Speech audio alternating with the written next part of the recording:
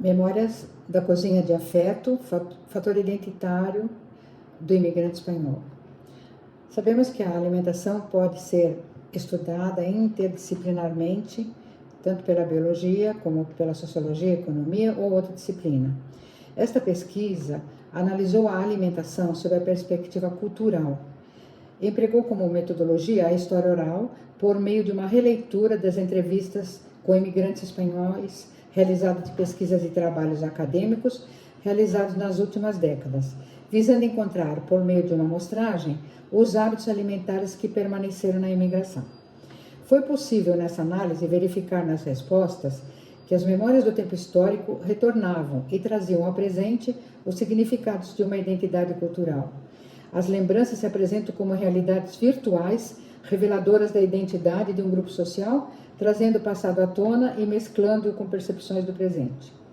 Mesmo porque, dentre as diferentes formas de memória coletiva, uma das mais persistentes é a memória culinária, com sua variedade de sabores, aromas, cores que resistem ao impacto do tempo e até mesmo ao desenraizamento cultural e geográfico.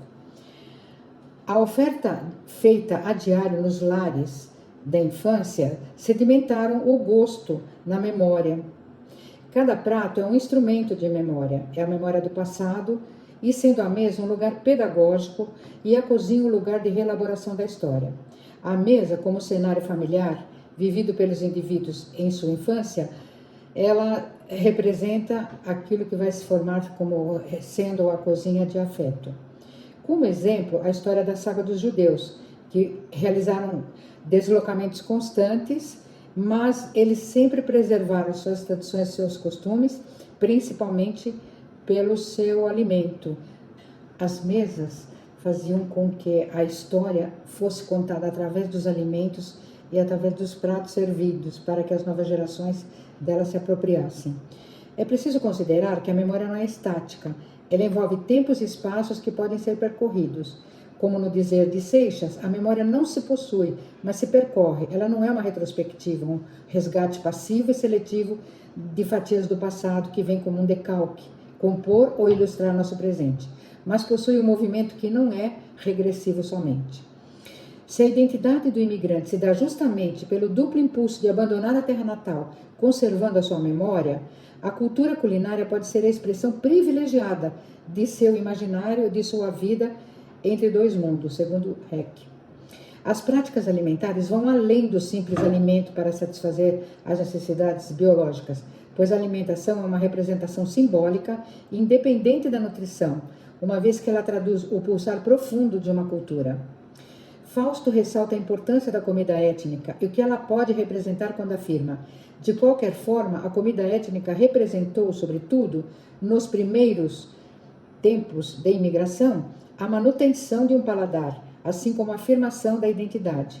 Pode-se dizer que em cada cultura existem práticas culinárias específicas com significados próprios, que diferem em cada uma delas por serem reveladora de gostos, preferências e rejeições. O modo de comer define não só aquilo que se come, mas também a pessoa que o ingere, uma vez que cristaliza estados emocionais e identidades culturais. A simples análise dos símbolos exteriores presentes na escolha dos alimentos permite ao observador compreender costumes e tradições. Se a alimentação constitui o ser biológico de fora para dentro, do invisível, do orgânico ao visível da pele, a alimentação nos constitui de fora para dentro, do visível do signo ao invisível da consciência e conforma a identidade social. A cozinha cotidiana, a que está na memória, identifica um grupo atuando como as demais representações ou práticas socioculturais. Trata-se de uma cozinha feita de ingredientes e procedimentos que reproduzem o sabor característico, a marca, o gosto coletivo. Por ter sido, em parte, impulsionada pela fome, a imigração deu grande importância à alimentação, à produção e à elaboração dos alimentos, através da fartura à mesa, onde sempre estavam presentes o pão, o vinho e o azeite. Quando imigrantes recusa a deixar o uso de sua língua em seu cotidiano, falando com forte sotaque identificador, ele deixa a certeza de que não quer abandonar sua identidade. E a alimentação também pode ser uma forma de resistência aos costumes encontrados, ou mesmo em seus lares, onde buscam, através do alimento, reviver o sabor da cozinha marcada indelevelmente em suas memórias. A vida privada se torna refúgio e proteção e permite que os imigrantes ganhem estabilidade. A negação da vida privada é a fonte de todos os problemas sociais provocados pela presença dos imigrantes. As formas adotadas por essas aculturações dependerão de vários fatores. Por exemplo, se se trata de uma imigração individual, geralmente homens solteiros ou sem a família, sem sua família. Se a imigração ela é familiar, onde a esposa ou a mãe podem manter os hábitos culinários, porque serão elas que prepararão os alimentos. Então, temos um exemplo aqui de Elias, um imigrante galego que veio ao Brasil adulto e solteiro e foi morar numa pensão, conforme ele mesmo relata. Fiquei uns 5 meses em pensão brasileira. Então era arroz e feijão, um bife, uma folha de salada, a comida diária. Aí fui para a pensão espanhola e depois fomos morar em 5, todos espanhóis, alugamos um quarto e nós mesmos fazíamos a comida. Peixe frito, um pedaço de carne, bife, comprava jamón, cortava na raja e fazia um lanche. Depois fui para a casa do meu irmão e me adaptei à comida daqui, menos com o arroz e feijão. Para mim não vai. Se eu como feijão, como feijão. Ponho o feijão no prato e só como o feijão com uma mistura. Ou se não, arroz com uma mistura. Se misturar arroz com feijão, meu estômago não aceita. Até hoje, com 50 anos, meu estômago não aceita. E essa é uma realidade para todos, quase todos, os imigrantes que aqui chegaram, de rejeitar a comida básica do cardápio brasileiro, baseada no arroz e feijão. O homem sempre desafiou conhecer o seu passado. Herdamos um legado que não é menos precioso pelo fato de que constantemente seja indecifrável ou inconveniente.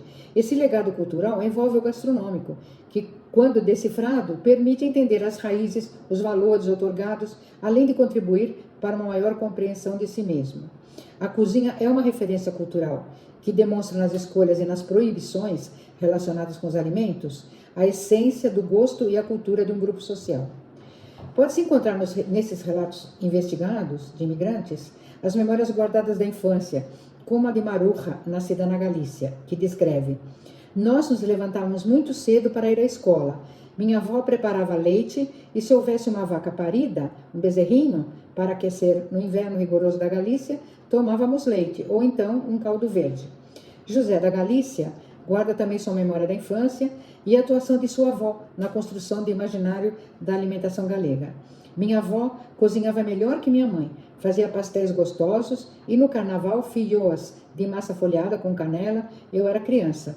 Na véspera das festas ou no dia seguinte, pela manhã, bem cedo nas panaderias ou padarias, que só fazem o pão, mas em datas especiais os clientes pagam uma taxa e colocam as assadeiras com empanadas, carnes e doces em seu forno. Esses manjares iam saindo da boca do forno, postos em cima de uma mesa de pedra, esperando esfriar, expostas como obras de arte, aguardadas pelos seus donos. O aroma que ficava no ar era irresistível. Relatando suas memórias fortemente gravadas em sua mente. Rosária, de Granada, Andalucia, recorda-se dos tipos de carne que havia no pueblo onde nasceu.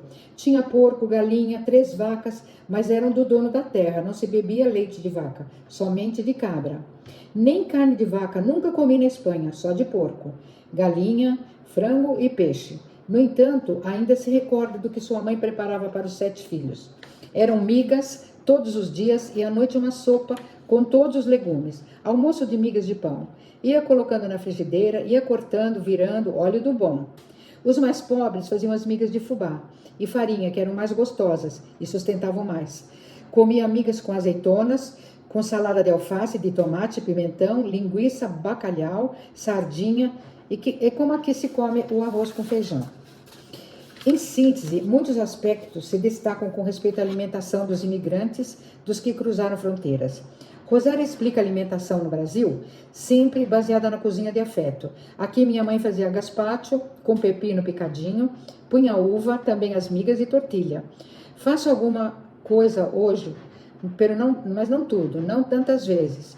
Os filhos gostavam de comer à noite, então eu fazia uma sopa bem reforçada, depois fritava um ovo e eles comiam.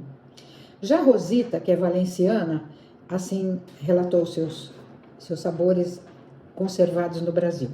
Eu faço paella ou arroz valenciano simples com frango, o cocido, a batata estofada ou a la riojana. Também um prato muito antigo que todo valenciano faz, o chamado guisao ou guisado, e os pasteles de Navidad. Tudo isso são receitas muito antigas que são tradicionais de Valência. Faço muito peixe à moda da Espanha com batata. No Natal de todo ano eu sirvo cordeiro. Já Emílio, que é madrilenho, veio adulto e solteiro. Hoje, casado, ele assim se refere aos pratos de memória. Em casa, pelo menos uma vez por semana, comemos grão de bico. A tortilha de vez em quando, porque é feita de ovos e parece que para os idosos pode ser um pouco problemático. Compro na feira meio quilo de sardinhas para fritar e meio quilo para fazer escabete. E eu prefiro escabete que as frituras. Josefa, da Galícia. Minha mãe sempre queria fazer a comida dela. Era batata, grão de bico, feijão branco com dobradinha. Arroz e feijão de jeito nenhum. Até hoje ela não gosta de arroz e feijão. Eu me acostumei, já gosto do arroz com feijão. Não todo dia, só uma vez por semana ou duas. Aos domingos era diferente. Ela fazia um puchero com grão de bico, carne de porco, repolho e batata.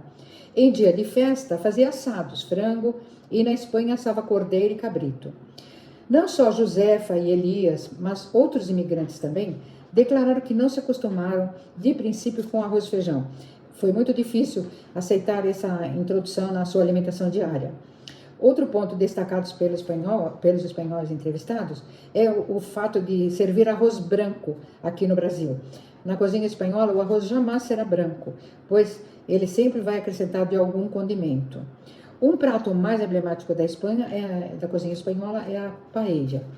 E essa paella foi pela necessidade dos restaurantes de cozinha étnica classificarem um prato de glamour para representar a Espanha com seu sol e com seu calor, havia de ser um prato colorido e perfumado que exalasse azeite e açafrão. A escolha recaiu sobre a paella. Prato inventado e apresentado nos restaurantes como uma cozinha espanhola. Ela apresenta várias versões: a marineira, com frutos do mar, a vegetariana, a negra, que leva a tinta dos calamares, ou feita de arroz negro, a mista com carnes e verduras, composta com os ingredientes do lugar. No entanto, os imigrantes desconhecem o prato paella de memória, como um prato de memória da Espanha, como é apresentado no Brasil. Emílio somente tomou conhecimento que a paella é o símbolo da cozinha espanhola quando saiu da Espanha. Para ele, a paella é um monumento gastronômico da Espanha. Elias assim se expressou: na terra minha não se fazia paella, comi paella no exército nos dias festivos, no qual comia também roupa velha, feita com grão de bico, tipo de um puchero. As famílias da Galícia não têm o costume de fazer paella. Rosária de Órreva, ela diz: o prato espanhol mais conhecido no Brasil é a tal de paella, não? Minha mãe nunca fez paella para nós.